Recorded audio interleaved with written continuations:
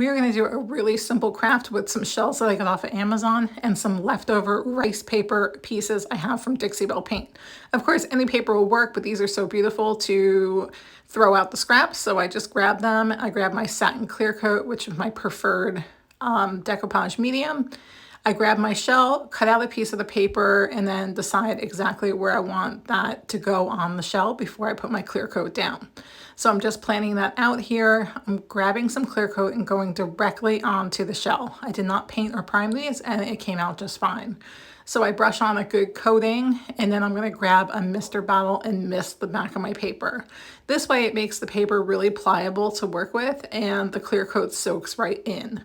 So I'm going to put that on the shell, and like you can see that this paper is not wrinkling, it's not tearing. I can push it around into the ridges of the shell and grab that brush and go over it with clear coat again. I'm going to let this dry, and when it's completely dry, I mean completely dry, I'm going to take a sanding block. I don't want to cut this or rip it right now while it's wet because it's a little more vulnerable.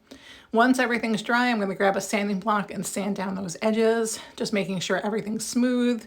And I'm going to grab some twine. I actually bought this ball of twine at the Dollar Tree, and I'm going to make a simple bow and a loop to make these ornaments. So the bow, I'm just kind of looping these together like you would tie your shoes, and we're going to glue it to the side with some Gorilla Glue or your E5000 glue. It takes a little bit longer to dry, but I know for a fact that this will hold this for a really long time versus like a hot glue.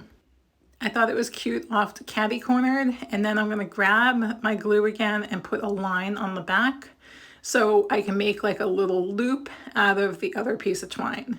So I'm going to bunch the two ends together and kind of roll it in the glue until it's fully saturated and let that dry that way. This way I know I have a really nice bond with the glue and it's not going to fall off in the future. Again, I've done this before, so I know it works really well. And that's why I like to use a glue that takes a little bit longer to dry. I know that it'll hold it on there for years to come. So once these are done, they look really adorable as like a little ornament that you can give somebody, hang it off a wine bottle, hang it off a bag, just hand it out to friends or neighbors at a cocktail party or housewarming gifts. And it's just a really adorable little gift. What do you guys think? Would you try this? It's so easy to do.